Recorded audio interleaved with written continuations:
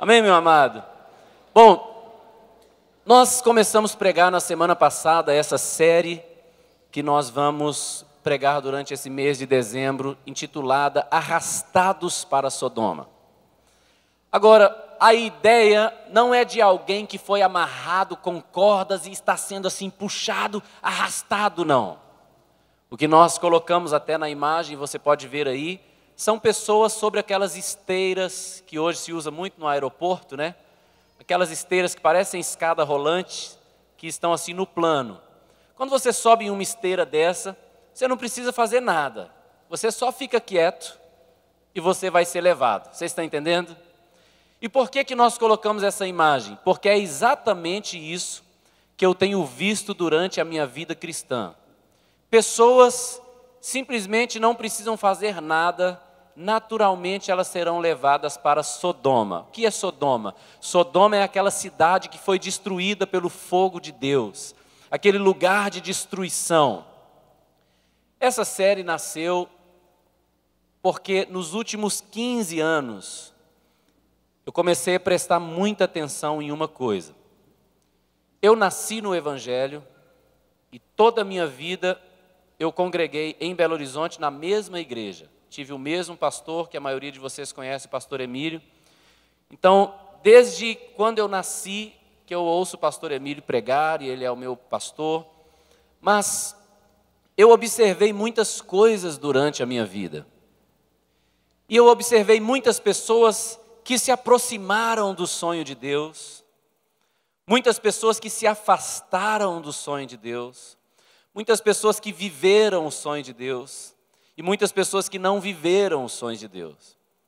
Mas nos últimos anos, eu tive a oportunidade, a triste oportunidade, de estar com homens mais velhos, cujas vidas já estão acabando, e eu pude ouvir o lamento desses homens, dizendo: a minha vida passou e eu não pude viver os planos de Deus para mim. Quem está entendendo, diga amém. A minha vida está acabando e eu não pude viver os sonhos de Deus para mim. Na semana passada eu contei 2 histórias, eu vou rapidamente relembrar uma dessas histórias, que foi o seguinte. Há mais ou menos 25 anos atrás, eu conheci um homem, ele era um jovem ainda, e eu podia observar a vida de Deus fluindo na vida daquele homem. Ele era um homem ungido, cheio da presença de Deus. Eu via ele ministrar, dava para ver que o coração dele era um coração incendiado de amor por Jesus. Aquele homem foi crescendo no ministério. Claramente o destino dele era ser um bom pastor, um pastor piedoso. Ele começou a estudar teologia. O pastor daquela igreja começou a discipulá-lo e ensiná-lo como ser um bom pastor. E ele estava pregando cada vez mais, ministrando cada vez mais, e dava para ver a vida de Deus fluindo da vida dele. Sabe aquela pessoa que ela fala e você sente Deus na vida dela? Esse homem era assim. Bom, hoje, 25 anos depois, 20 anos depois, esse homem está afundado nas drogas, morando junto com uma mulher igualmente afundada nas drogas, porque ele não mora mais com a esposa dele, o casamento dele acabou, ele deixou a esposa dele, os filhos dele, não mora mais com os filhos, e hoje ele está nessa situação. Se eu te mostrar uma foto dele, se eu colocasse uma foto dele aí nos telões e perguntasse para você, o que você acha que esse homem é? Você ia falar, é um doidinho qualquer aí, porque ele aparenta ser um doidinho qualquer. Agora a pergunta é, como um homem tão de Deus, como um homem que recebeu tanto dos sonhos de Deus, pôde parar nesse buraco onde ele está? Então, eu comecei a observar essas coisas, e como eu disse, observando o lamento desses homens mais velhos que gastaram suas vidas e só se afastaram da vontade de Deus, eu criei coragem de começar a fazer perguntas. E eu fiz essas perguntas. E dessas perguntas que eu fiz foi o seguinte: como você chegou a esse ponto da sua vida que você está tão longe da vontade de Deus? Como que você desistiu da vontade de Deus? Como que você abandonou os sonhos de Deus? E o que mais me chocou e mais me impressionou durante esses anos é que para todas as pessoas que eu fiz essa pergunta, eu tive a mesma resposta. E a resposta foi o seguinte: pastor, eu nunca desisti dos sonhos de Deus. Eu nunca abandonei os sonhos de Deus. E eu perguntei, e o que aconteceu então? Sabe o que foi, pastor? Passo a passo, eu fui me distanciando da vontade de Deus. Passo a passo, eu fui me afastando da vontade de Deus. Bem devagar, eu fui abrindo mão de uma coisa de Deus para assumir uma outra coisa no mundo. Eu fui abrindo mão de uma coisa de Deus para assumir uma outra coisa no mundo. Eu fui abrindo mão de uma responsabilidade que Deus me deu para assumir uma outra responsabilidade nesse mundo. E dessa maneira, passo a passo, eu me afastei da vontade de Deus até estar onde eu estou aqui. Você está entendendo? Isso me colocou para pensar muito. Eu pensei, eu estudei, eu fiz perguntas, eu pesquisei, eu fui procurar entender na Bíblia. E nós definimos vários pontos que nós estamos falando durante esse mês aqui. Na semana passada, se você não estava aqui, você pode assistir lá no YouTube. Eu falei sobre 2 pontos. O primeiro ponto é o que te atrai. Muitas coisas te atraem, mas o que realmente te atrai?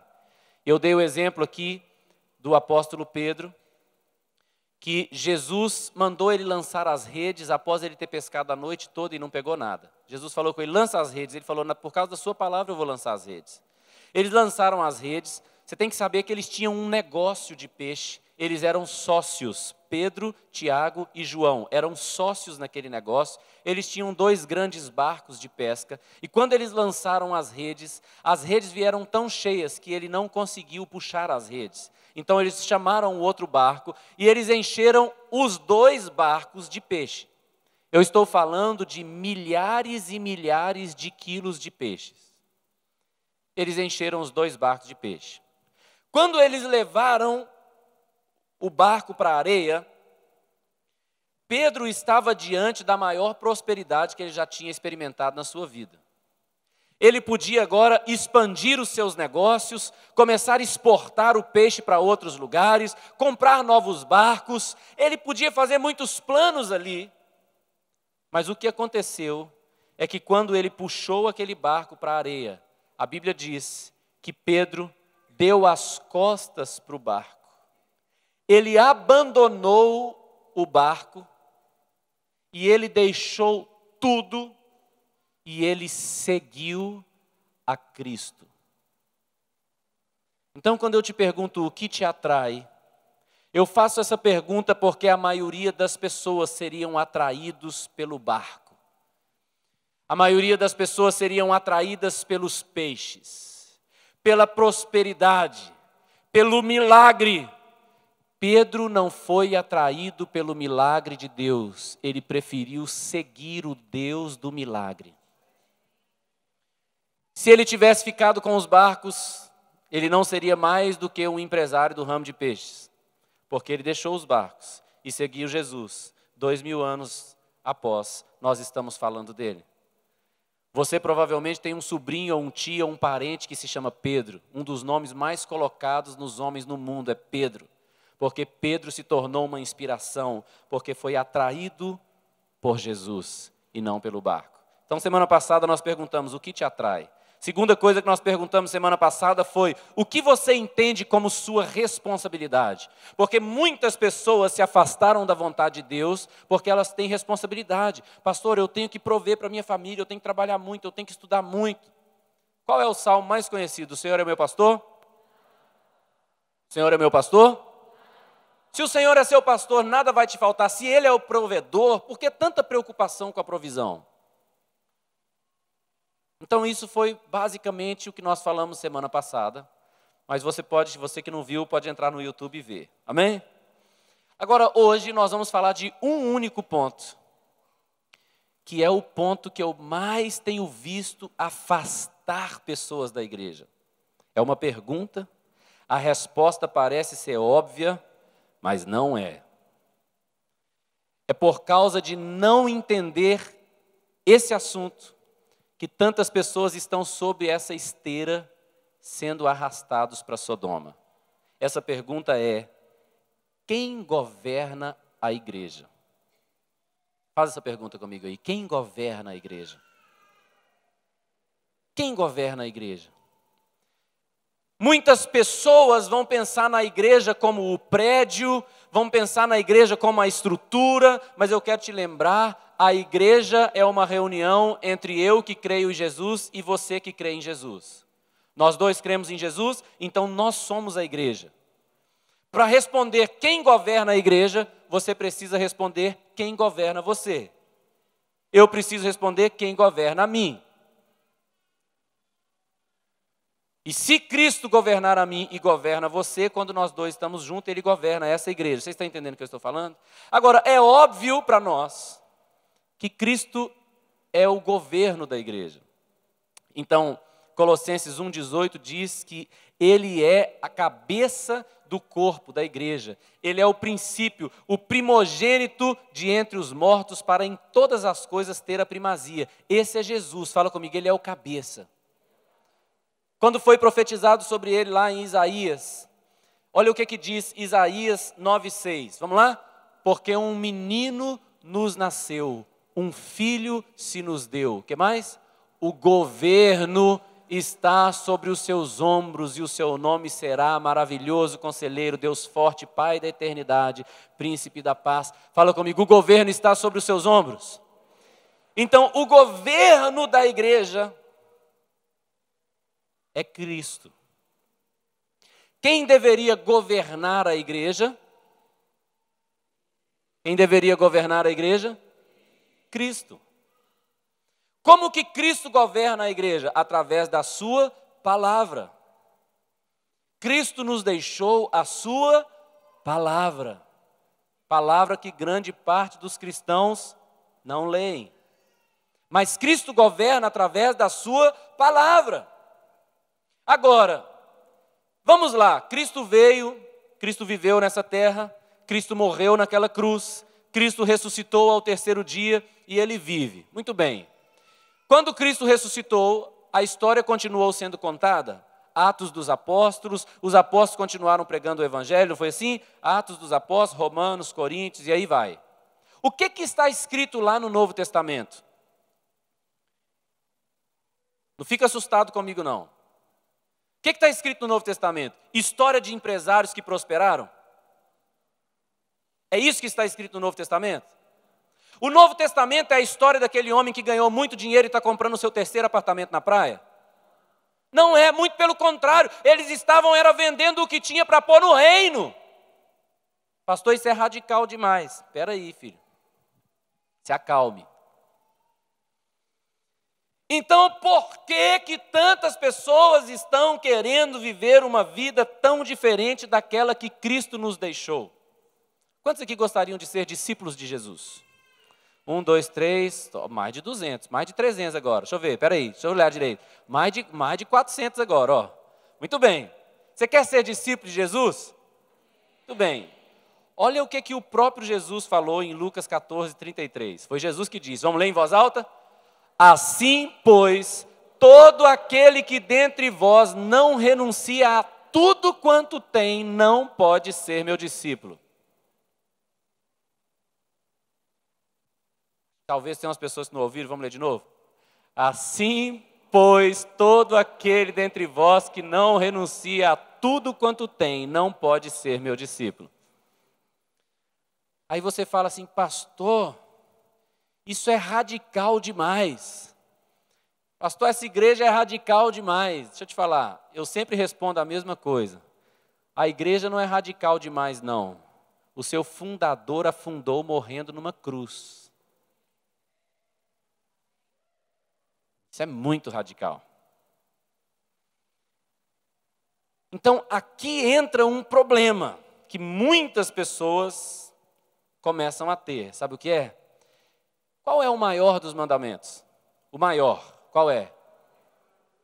Amar a Deus sobre todas as coisas? Amar a Deus sobre todas as coisas, o maior dos mandamentos. Agora, o apóstolo João ensinou, 1 João 2,15, ele disse assim, ó, não ameis o mundo nem as coisas que há no mundo. Fala comigo assim, ai, ai, ai. Se alguém amar o mundo, o amor do Pai não está nele. Meu Deus do céu. Aqui começa o problema.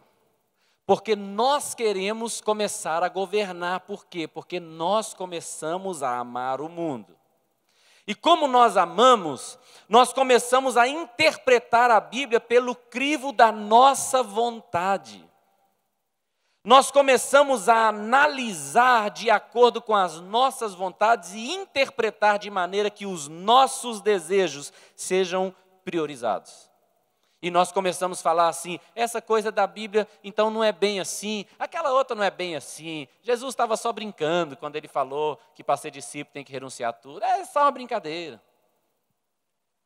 Porque nós queremos o que nós queremos. Que a nossa vontade seja feita. Não é? E aí nós criamos a nossa própria oração. Pai nosso que estás no céu, santificado seja o meu nome. Venha a nós o nosso reino e seja feita a nossa vontade aqui na terra, como no céu. A nossa vontade, nós queremos a nossa vontade, as nossas coisas, e nós queremos interpretar a Bíblia dessa maneira. Paulo reprovou severamente um homem que amou o presente século. Seu nome era Demas. Vamos ler 2 Timóteo. O que está escrito aí? Olha lá. Porque Demas, tendo amado o presente século, me abandonou e se foi para Tessalônica. Amar o presente século, amar as coisas do agora, amar aquilo que temos agora, é o que Demas fez. Demas abandonou o reino.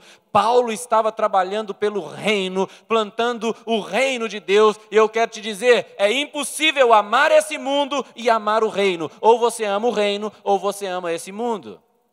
Você está entendendo? Agora, é importante a gente saber como se entende o amor. Tem um livro muito interessante chamado As 5 Linguagens do Amor. E é como o homem entende o amor. Então, palavras de afirmação, tempo de qualidade, presentes, serviço e toque. São as 5 linguagens do amor. Então, se você é casado, por exemplo, e você usa essas 5 linguagens do amor com a sua esposa, você sempre dá à sua esposa palavras de afirmação, tempo de qualidade, presente, quem não gosta, é ou não é? Presente, serviço, você está sempre fazendo uma coisa para ela, o toque, o abraço, o carinho, são as maneiras como o homem entende o amor. Quem está entendendo? Diga amém. Então, olha aí, vou te fazer essa pergunta. Com quem ou com o que você está gastando as suas palavras, o seu tempo, o seu investimento? Está me ouvindo? Alguém está aí? O seu serviço. Você está gastando isso com o quê? Ou com o quem?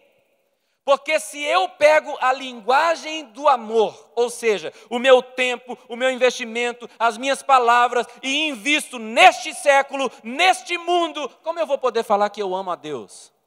Eu amo a Deus, mas não dedico minhas palavras, meu tempo, meu investimento, nada eu dedico no reino de Deus. Eu só dedico no reino deste mundo. O meu tempo, as minhas palavras, o meu investimento, o meu serviço, sempre está nas coisas deste mundo. Aí eu vou falar que eu amo a Deus? Nós temos que tomar cuidado para não cair naquilo que Isaías falou e Jesus afirmou. Este povo me honra com os lábios, mas o coração está distante de mim. Amém? Alguém está aí? Então, com o que nós devemos gastar o nosso tempo? Com o que nós devemos gastar o nosso investimento? Quando a Bíblia diz que Demas amou o presente século, o que a Bíblia está dizendo? O que Paulo está dizendo? Que ele começou a gastar o tempo dele, o investimento dele, com as coisas deste século, e não mais com as coisas do reino de Deus. E é aí, meu amado, que as pessoas vão passo a passo, se aproximando de Sodoma. passo a passo. Você está entendendo o que eu estou falando? Eu não posso orar porque eu tenho que fazer aquilo ali. Eu não posso nem evangelizar porque eu tenho que fazer aquilo ali.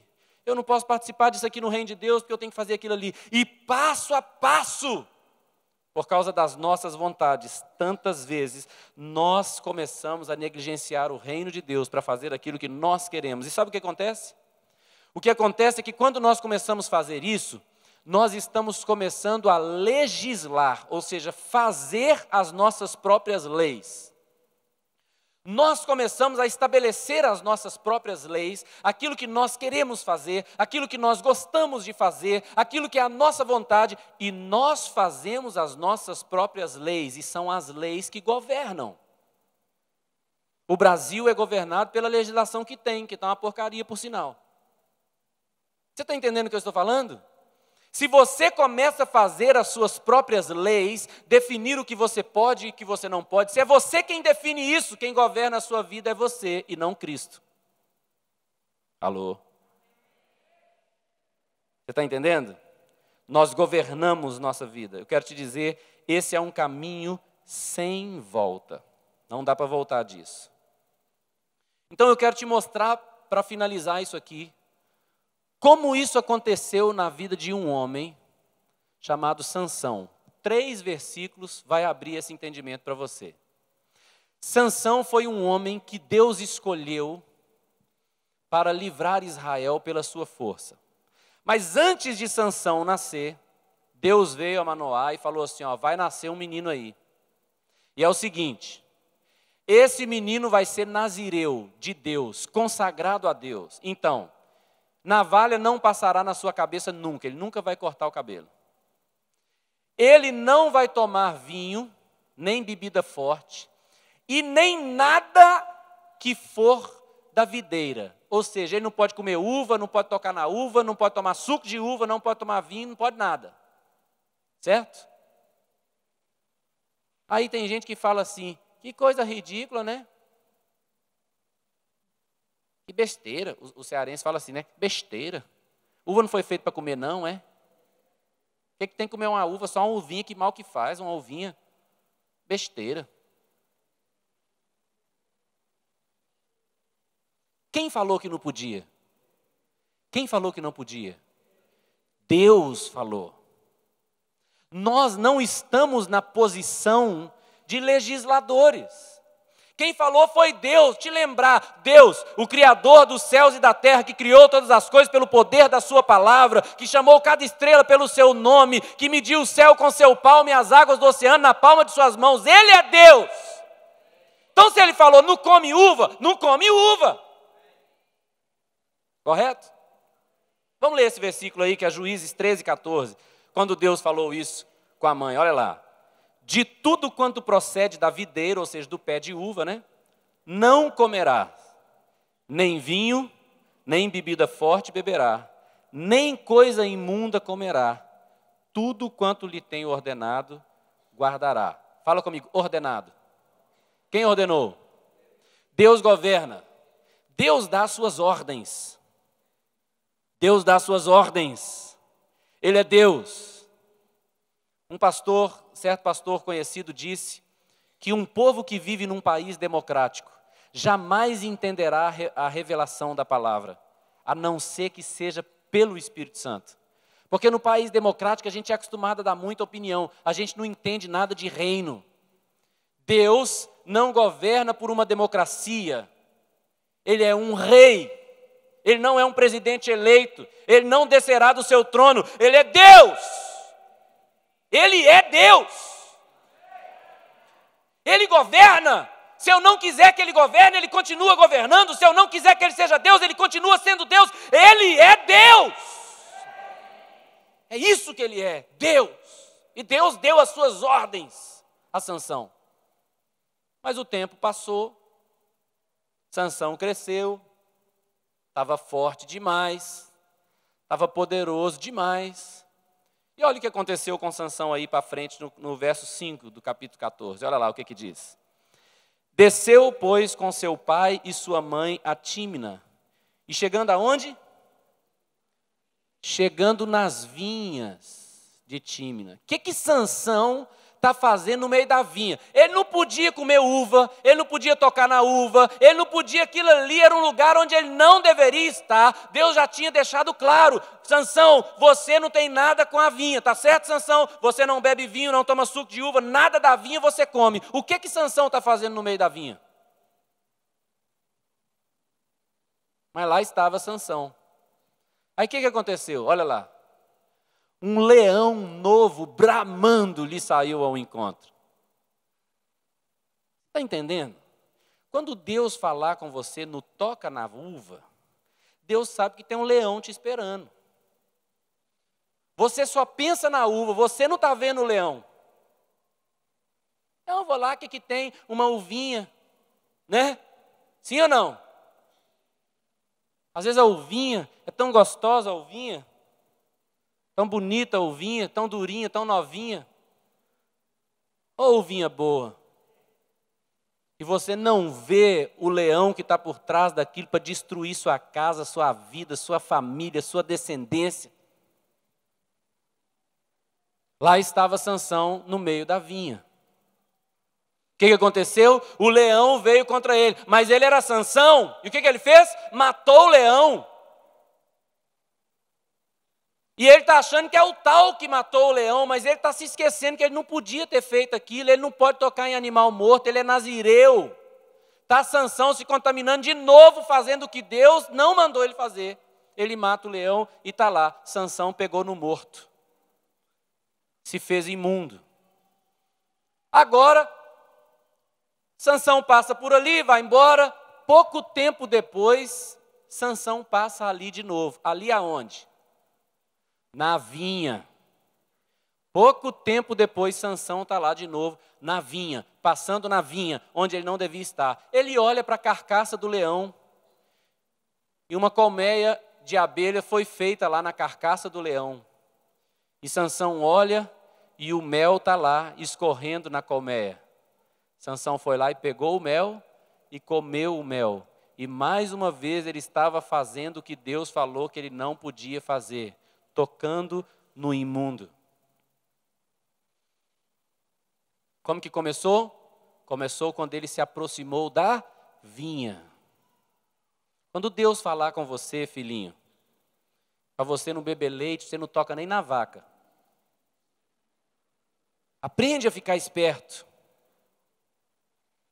Nesse caminho aí, Sansão foi piorando a situação da vida dele, você está entendendo? E ele conheceu Dalila. O que Dalila fez com Sansão? Bateu nele? Bateu não. Dalila falou com ele: deita aqui, Sansão. Deita aqui, Sansão, ó. Põe sua cabeça aqui, filho. Deixa eu fazer um carinho na sua testa. E Dalila foi com jeitinho. Sansão, me conta. Onde está a sua força? Ah, se você me amarrar com cordas novas. Você está entendendo? Depois, se você fizer mexer nas tranças do meu cabelo, e o negócio foi piorando. Até o dia que Sansão falou: eu sou nazireu de Deus, nunca passou navalha sobre a minha cabeça. Se você cortar o meu cabelo, a minha força vai embora. Dalila deu uma canseira nele, botou ele para dormir. Chamou os outros e foram lá e cortaram o cabelo de Sansão. A força dele se foi. Ela chamou os filisteus. Quando ela chamou os filisteus, olha o que aconteceu, capítulo 16, versículo 21. Está escrito assim: então os filisteus pegaram nele e lhe vazaram os olhos e o fizeram descer à casa. Amarraram-no com 2 cadeias de bronze e virava um moinho no cárcere. Você sabe o que é um moinho? É aquela grande roda que um boi empurra, que serve ou para triturar alimentos. O moinho também serve para girar uma catraca que faz a água vir do poço. E Sansão estava lá agora, cego com seus olhos vazados, preso no cárcere, rodando o moinho. Estou terminando agora, escuta isso. Eu tenho visto muitos cristãos chegarem a esse ponto aqui.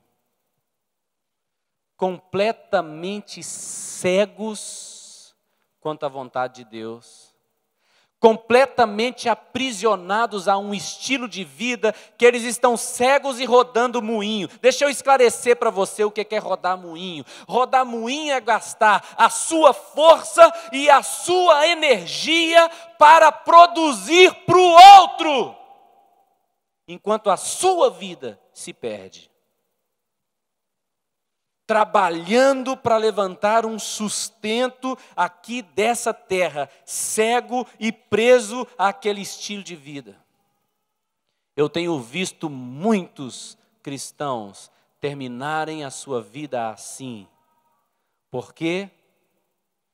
Porque eles não entenderam a responsabilidade deles e a responsabilidade de Deus como provedor. Porque eles foram atraídos para o lado errado. Não se encantaram com Cristo, mas se encantaram com o barco de peixe. E porque amaram as coisas deste mundo, eles simplesmente não deixaram que Cristo governasse a sua vida. Perderam a sua vida, e não vão ter outra não. Perderam a sua história. Gastaram a vida correndo feito louco para não produzir nada para aquilo que é eterno. Esqueceram do conselho de Jesus: não ajunteis tesouro nessa terra onde a ferrugem e a traça come e corrói, onde o ladrão rouba. Antes ajunte tesouro no céu, onde a ferrugem não come, o ladrão não rouba, a traça não corrói. Porque onde estiver o seu tesouro, aí também estará o seu coração. Sabe, como pastor, existe uma coisa que eu não quero. Eu não quero escutar a sua lamentação daqui a alguns anos, dizendo: pastor, eu gastei a minha vida em vão. Como pastor, eu quero que você tenha uma vida espetacular, uma vida fenomenal, uma vida inspiradora, uma vida que valeu a pena, porque foi o seu Senhor que disse que aquele que cresce nele faria as mesmas obras que ele fez e ainda faria obras maiores. Você é destinado a obras maiores, você é chamado a obras maiores, você foi criado para obras maiores. Não dê passos em direção a Sodoma, não deixe a vida te levar, não deixe você ser arrastado. Cumpra o seu propósito, cumpra o seu destino. Pastor, como que eu faço isso? Deixa eu te falar e eu vou encerrar. As pessoas falam assim: pastor, como que você conseguiu fazer essas coisas, alcançar tanta coisa em tão pouco tempo? Vocês têm um terreno próprio, uma construção própria, tantas pessoas sendo salvas, tantas famílias sendo salvas, transformadas. Como que você fez? Qual foi o grande projeto? Deixa eu te falar, nunca teve um grande projeto. Sabe o que teve? Passo a passo. Passos pequenos ou passos grandes. Sempre naquela direção. Na direção do propósito do Senhor. Na direção da vontade de Deus. Nunca abandonando algo no reino de Deus para assumir algo ali. Pelo contrário, cada vez mais abandonando, deixando as coisas que para trás ficam. Eu prossigo para o alvo. Como que eu faço, pastor, para cumprir a vontade de Deus? Dê um pequeno passo hoje, um pequeno passo hoje, um pequeno passo hoje, naquela direção. Deixe algo para trás, deixe Cristo governar a sua vida. A pergunta de hoje é: quem governa a igreja? O meu convite para você hoje é bem simples. Eu estou te convidando para fazer parte de um grupo de pessoas que serão governadas por Cristo. Hoje eu estou chamando você para convidar Jesus a governar a sua vida. A falar: Senhor Jesus, eu quero te convidar para governar a minha vida. Está escrito, eu pratico. Está escrito, eu pratico. Está escrito? Está escrito? Está escrito, eu pratico. Porque eu não sou legislador. Eu não faço as leis da minha vida. Deus faz as leis. Eu obedeço. Porque eu sou homem, eu sou pó, e Ele é Deus.